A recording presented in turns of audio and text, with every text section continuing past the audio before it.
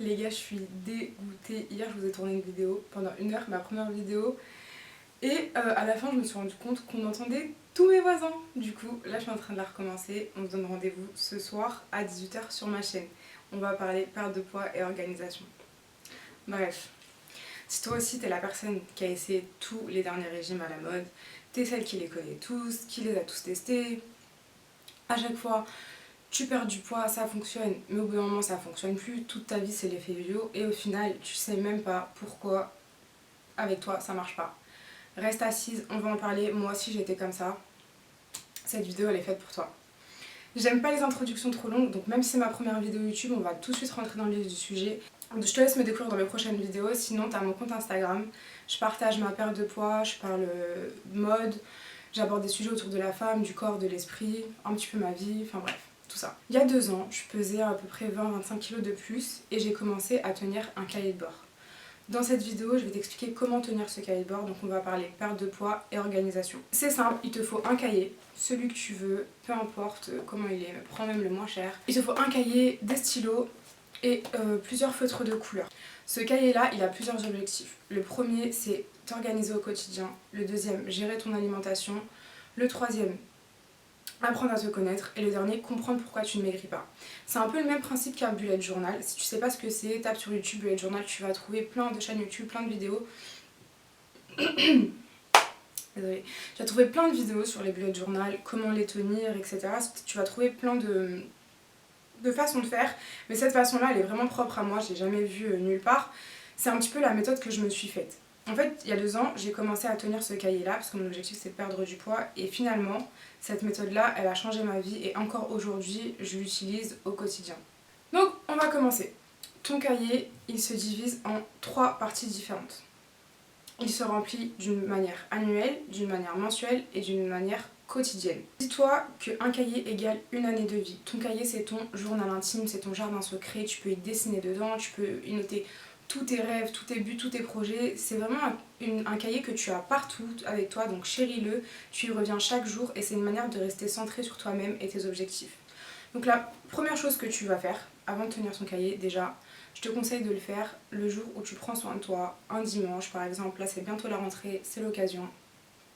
Tu fais un bain, t'allumes des bougies, tu fais un soin, tu te poses dans un endroit où tu es à l'aise et tu vas réfléchir sur toi. La première chose que tu as à faire, c'est faire un petit peu le point sur l'année précédente, voir ce qui va pas, ce que tu aimais, ce que tu aimais pas, et tu vas rédiger une liste d'objectifs. Je vais te montrer avec le cahier que j'avais moi l'année dernière, j'ai juste rajouté l'année 2020. Donc tu peux te faire une jolie présentation, vraiment comme je t'ai dit, ton cahier ça doit représenter ton univers. Et tu vas rédiger une liste d'objectifs sur l'année. Laisse un petit peu de place pour pouvoir y revenir dans l'année. Mais tes objectifs, ils doivent être toutes catégories confondues.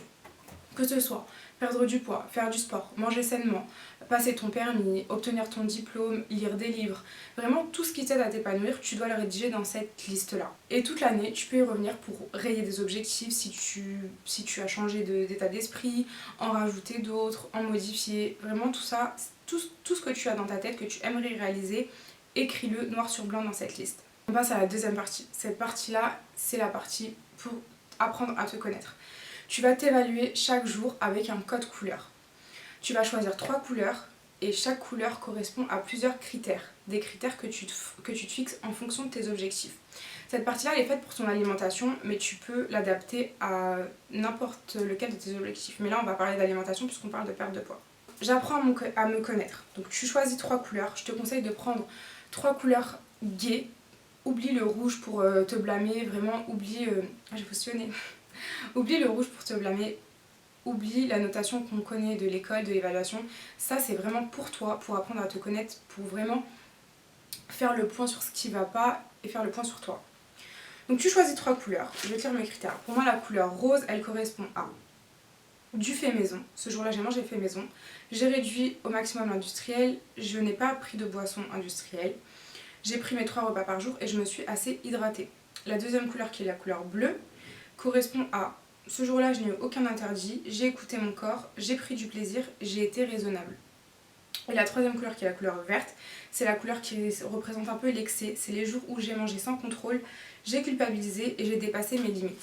Ces critères-là, ils peuvent changer en fonction de tes objectifs. Si par exemple tu as 25 kg à perdre et tous les jours tu travailles et tu manges dehors. Donc là ton premier critère ça va être désormais je fais ma lunchbox. Donc les jours où tu as fait ta lunchbox, ça va être un jour en rose. On laisse de côté la notation, ça c'est une partie que tu dois faire au début d'année. Après cette page tu vas laisser plusieurs pages et en fait au fur et à mesure de l'année, au fur et à mesure que tu évolues, tu pourras changer tes critères d'évaluation. La partie mensuelle, elle est faite pour faire le point sur ton corps et sur ton esprit une fois par mois.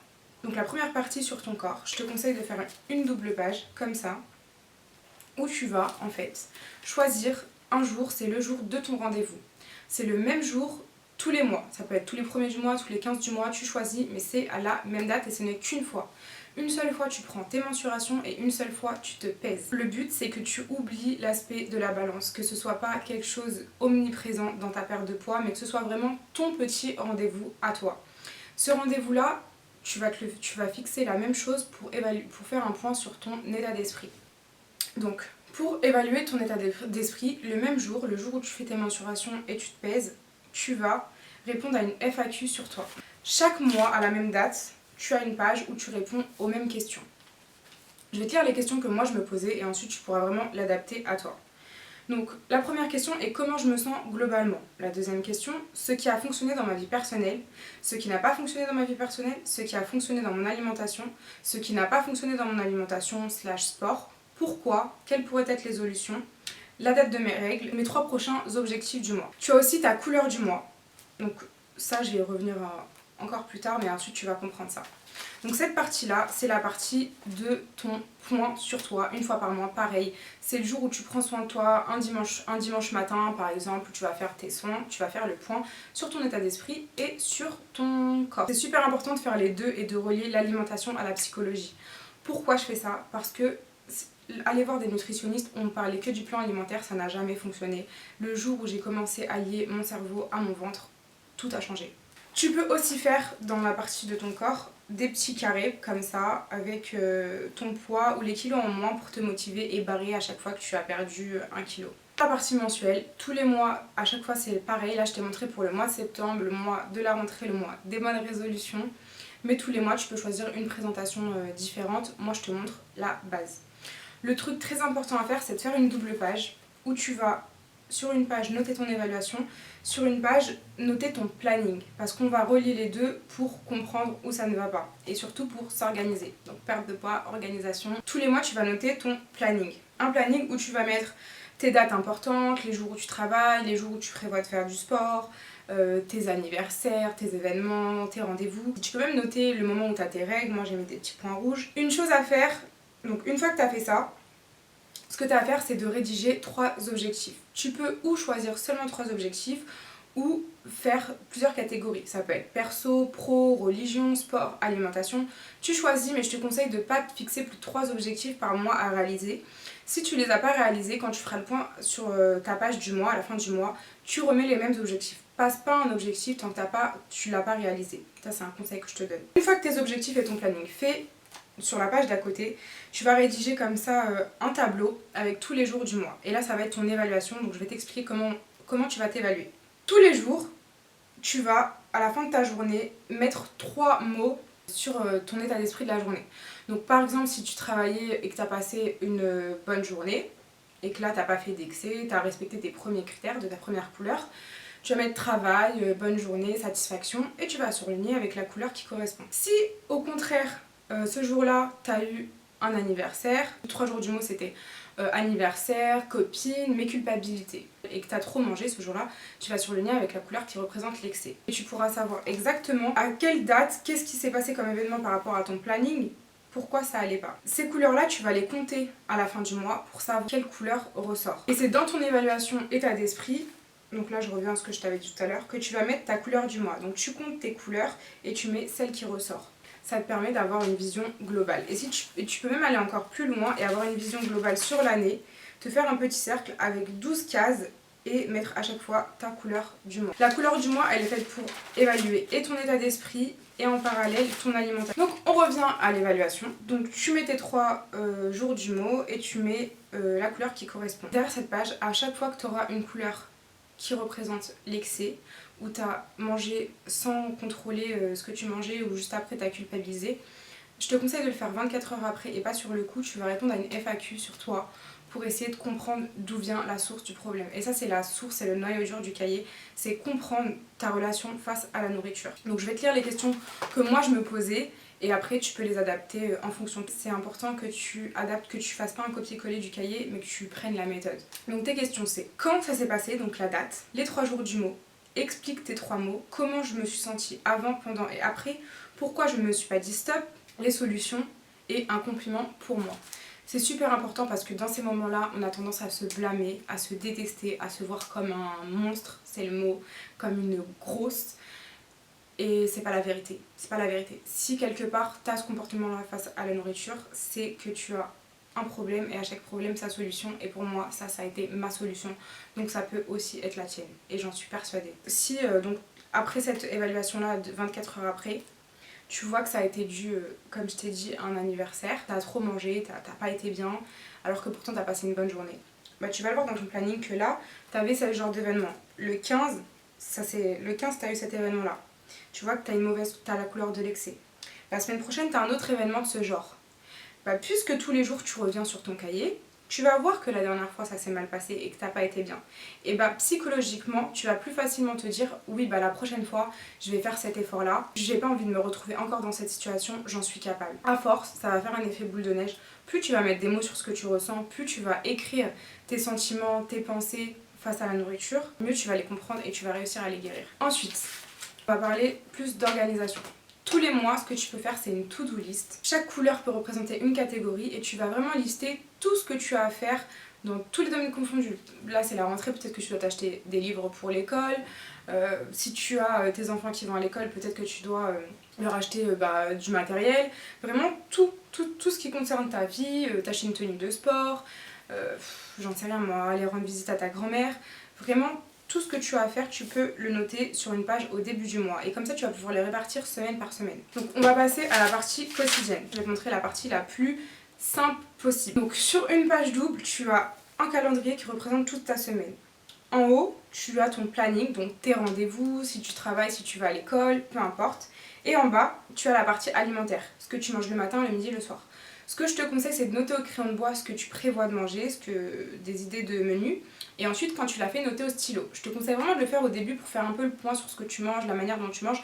L'écrire, ça va te donner un peu plus conscience. Après, quand tu seras plus à l'aise, tu peux ne pas le faire. Moi, aujourd'hui, je le fais plus. Sauf quand j'ai des moments où j'arrive moins à gérer, je recommence à prendre toujours cette méthode. Ce que tu vas faire aussi dans la semaine, c'est te fixer ta to-do list en fonction de ce que tu t'es fixé dans le mois. Revenir sur ta page d'avant et tu vois que dans le mois, tu devais faire ça. Tu te dis, cette semaine, je vais réaliser ça, ça, ça. Tes objectifs de la semaine qui peuvent être alimentaires ou peu importe, comme d'habitude, c'est toi qui choisis. Et une petite citation qui te motive dans ta semaine à atteindre tes objectifs. Ça, c'est pour chaque semaine. Donc, on arrive à la fin de la vidéo. J'espère que tu as bien compris ce que je voulais t'expliquer parce que c'est vraiment super important.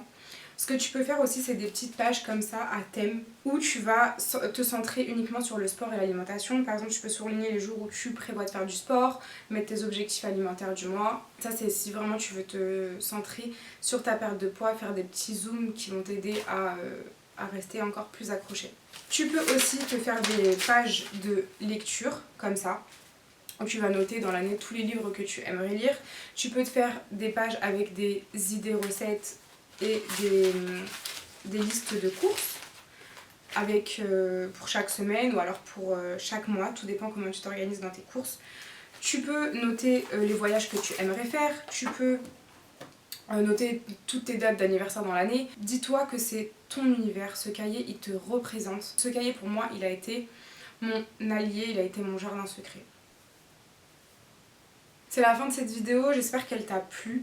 Moi ça m'a fait trop plaisir de la faire, ça faisait longtemps que je voulais t'en parler. Sur mon compte Instagram j'en parle déjà de ce cahier là parce qu'il a vraiment changé ma vie, c'est sincère. Et ça me faisait trop plaisir de t'en parler puisque je suis sûre qu'il peut aussi changer la tienne. En tout cas ce que j'ai à te dire, le message que j'ai à te faire passer, c'est si toi aussi t'as des troubles alimentaires, si toi aussi t'as des comportements que tu comprends pas et que tu te sens seule, sache que tu n'es pas la seule. Il y a beaucoup de personnes qui sont dans ton cas. Tous les jours je reçois ce genre de messages où on se confie à moi sur cette thématique et ça me touche et c'est pour ça que je fais cette vidéo là. Si elle m'a aidée, si cette méthode elle m'a aidée, je suis sûre que toi aussi tu peux t'en sortir, toi aussi elle peut t'aider. Donc je te retrouve dans une prochaine vidéo, sinon on se voit sur Insta, merci, bisous.